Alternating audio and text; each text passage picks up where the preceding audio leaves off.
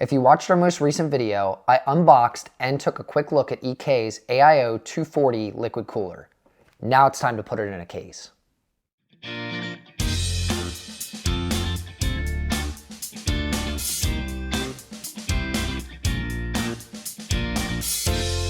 Hey YouTube, Danny here with Danny's Tech Channel. If this is your first time here, we frequently talk about hardware reviews, PC builds, and sometimes do how-to videos. Like I said in the intro, last week I covered EK's all-in-one 240 liquid cooler, and this week I'm going to be installing it into the $800 gaming and streaming build I put together not too long ago. Also, if you want to skip around, I put timestamps down in the description for easy navigation too. So let's check this thing out.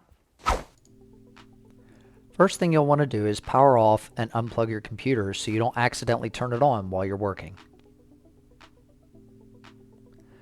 Next, remove the front and rear covers for access to both sides of the case when passing cables through the motherboard tray. I like to remove my GPU to give me more room to work when installing a CPU cooler, or in this case a liquid cooler. Don't forget to remove the two mounting screws before trying to take the card out.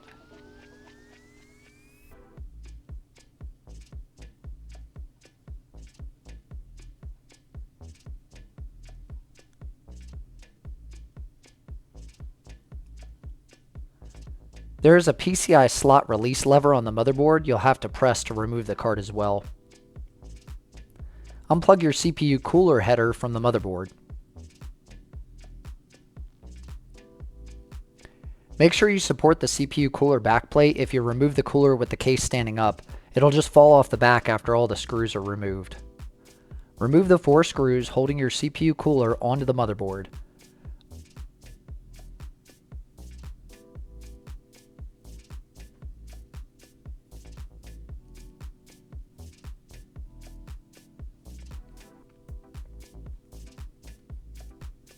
My CPU will look different than yours because I'm using an Innovation cooling graphite thermal pad in place of thermal paste. It just makes cleanup easier for me and doesn't really change cooling performance. You'll want to clean the thermal paste off your CPU and original cooler now. Rubbing alcohol works best for this with a paper towel as an applicator. This is what it should look like when you're done. If you were using the AMD Wraith Prism cooler, you'll need to remove these brackets from the backplate before continuing. Next thing to do is lay out everything you'll need for the AIO install. I'll be attaching the fans to the radiator first.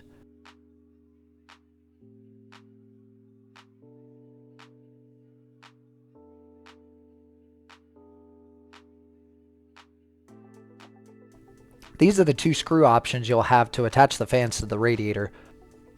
The short thread screws are the ones we'll be using today as they attach the fan directly to the radiator.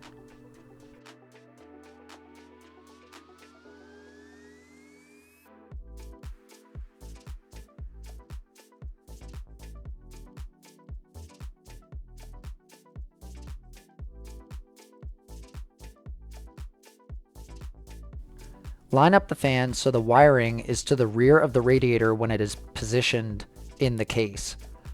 I'm going to be mounting the radiator with the tubes positioned on the right hand side.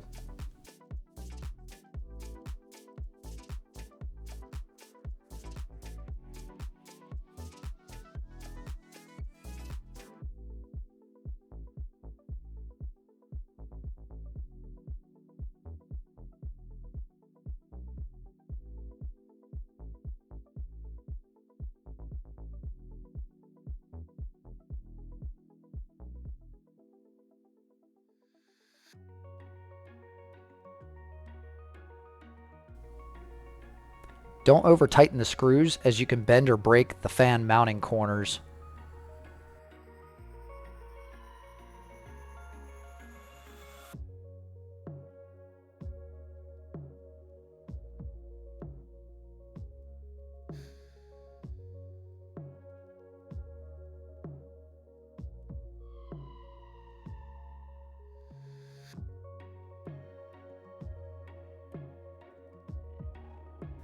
It's not required to tighten the fans in an X configuration like this, it's just a habit I've formed.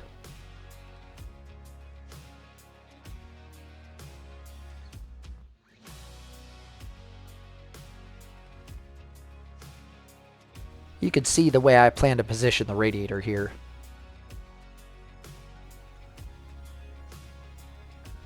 The cooler comes with both Intel and AMD mounting brackets since this is universal. These are the Intel brackets, which we'll not be using today, and these are the AMD brackets. Position the bracket with the slanted side the same direction as the CPU contact surface. Use the included silver screws to tighten snug.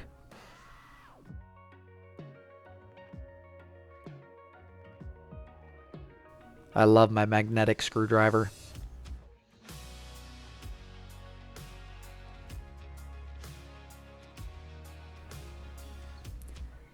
Repeat these steps for the other side.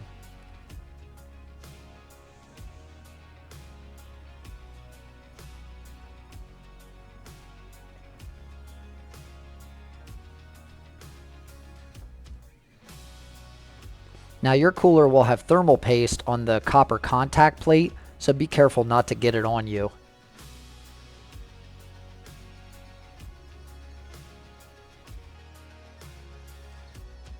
You can see the slanted side of the bracket here.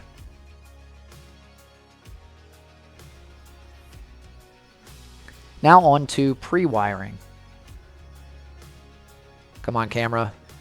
Focus.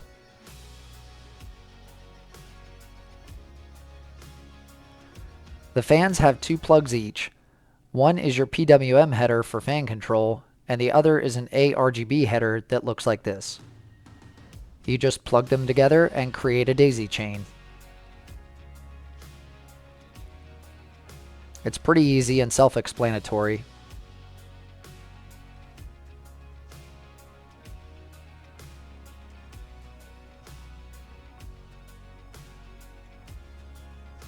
Grab your 2 fan plugs and your Y-splitter cable and plug both fans into the splitter.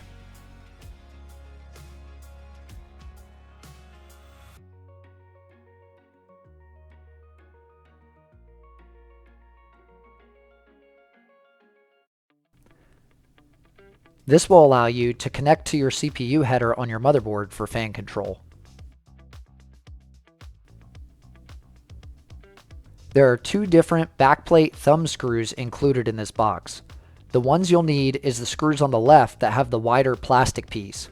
They're used for pretty much every install from Intel and AMD. The ones on the right are for LGA 2011 or 2066, which most people don't have anyway. Make sure to hold your backplate up to the back of the motherboard and install the thumb screws like so. They just snug down finger tight, no tools required.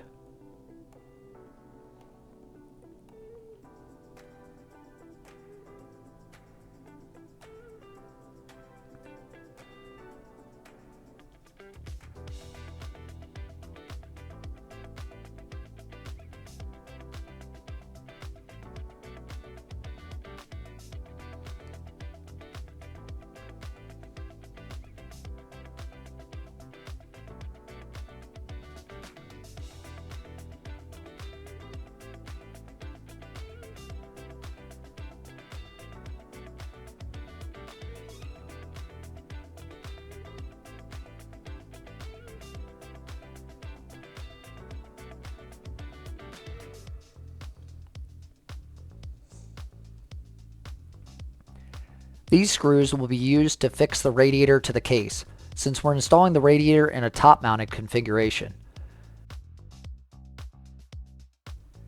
Feed your fan and RGB cables through any of the cutouts on your motherboard tray and raise the radiator into position.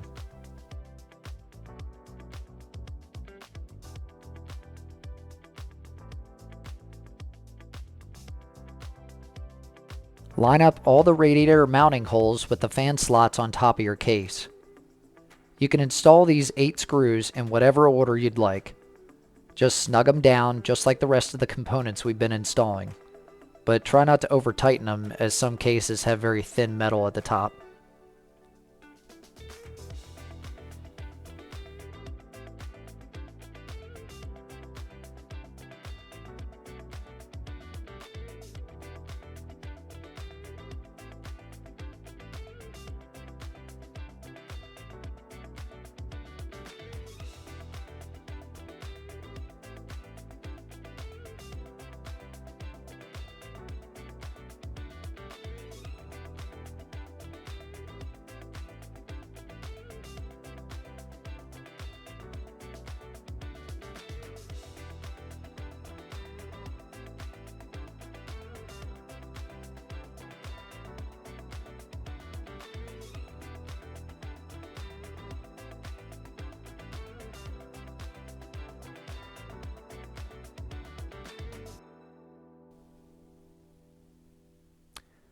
I was actually going to speed this part up, but I changed my mind because I wanted to show you exactly how long it would take to install this thing.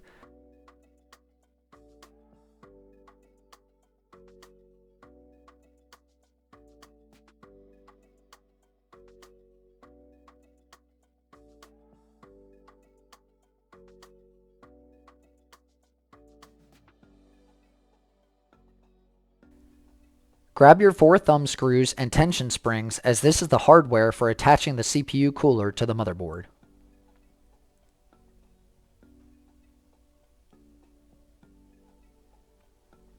Now on to the most confusing part. The pump head has tubes oriented up when you take it out of the box. If you mount it in this way, you can see it will not only create this weird S-curve since the tubes are pointed upward, but the tubes will most likely hit the fans and get damaged. You simply turn the tube connectors down, but now it doesn't look right at all. Easy, just twist the tubes on the pump head end. I was scared to do this at first because I didn't want to break anything. The tubes are really tight and might seem like they aren't movable, but I assure you they are.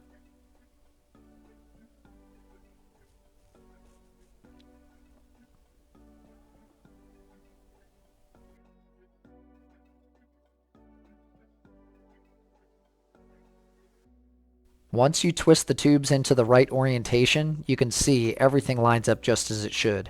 It may take some tweaking. I always lay the case down when installing the CPU cooler to use gravity to help me kind of hold everything in place.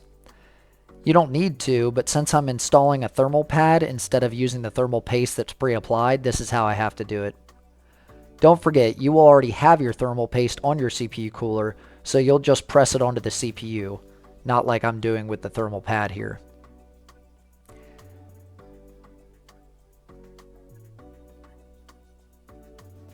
Then install a tension spring and a thumb screw onto each one of the 4 mounting posts.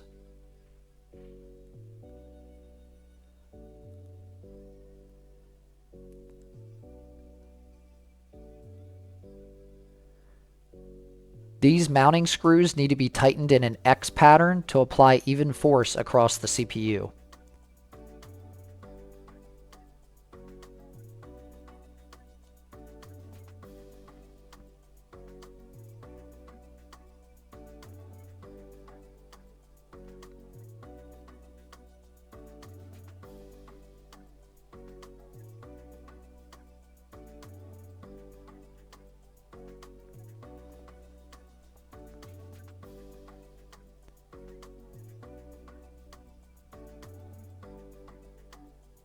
Once you hear the tension spring start to click, you've tightened that thumb screw enough.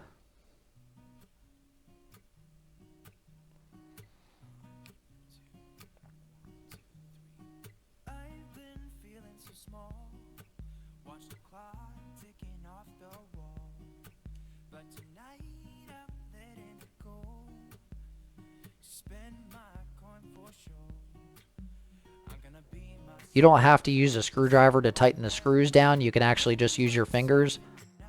I'm just not able to get my fingers in the right positioning to tighten those screws down all the way, so I'm barely using any force with the screwdriver.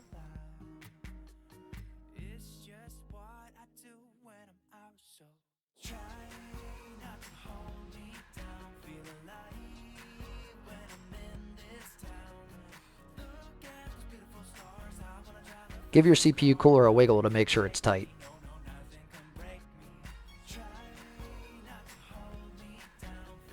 Next is cabling. Feed the CPU cables, which are PWM and the RGB header coming off the pump block head, through a cutout on your motherboard tray. I like to use the one that your power connector for the CPU comes through, just because it kind of flows in that direction and you could tuck it along the heatsink here. Around the back, you'll plug your CPU pump RGB connector into the daisy chain you made earlier for your 2 radiator fans. You'll plug this into an RGB header on your motherboard later. They also include an adapter that's a push button and powers from a SATA connector. It's the same thing you plug a hard drive into to power it, but if you want to control your lighting from Windows, you'll need to plug this into your motherboard.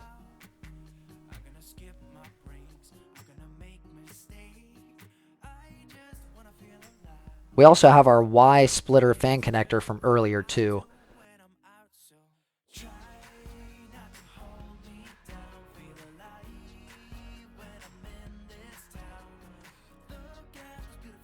Feed all these connectors through to the front of your case. My RGB connector is on the bottom of my motherboard, so I'm only passing the CPU pump plug and the Y splitter plug through the top.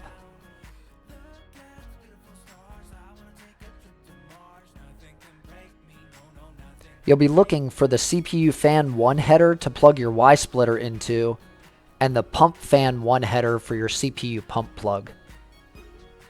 You can see your CPU fan connector here, and your pump fan connector over here.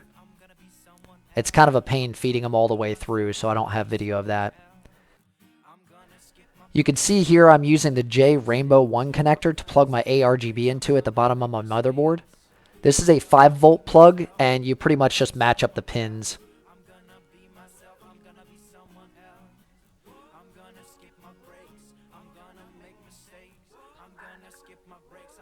Do not use a J-RGB 1 header with 4 pins on it. This is a 12-volt plug and will damage your AIO. This kit is not meant for this style plug. Now it's time to reinstall the graphics card. Not having that thing in the case definitely made it much easier to plug everything in. You'll use your 2 mounting screws and run them back into your case.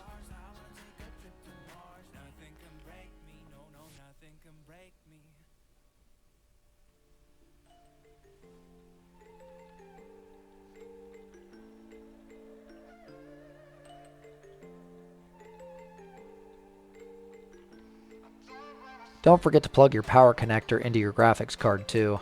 I can't tell you how many times I've forgotten that.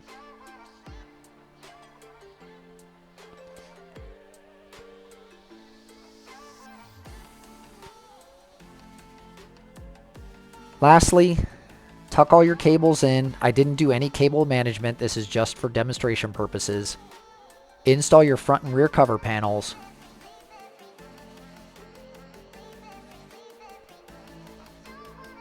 Now it's time to turn everything on and enjoy your brand new EK AIO 240 liquid cooler.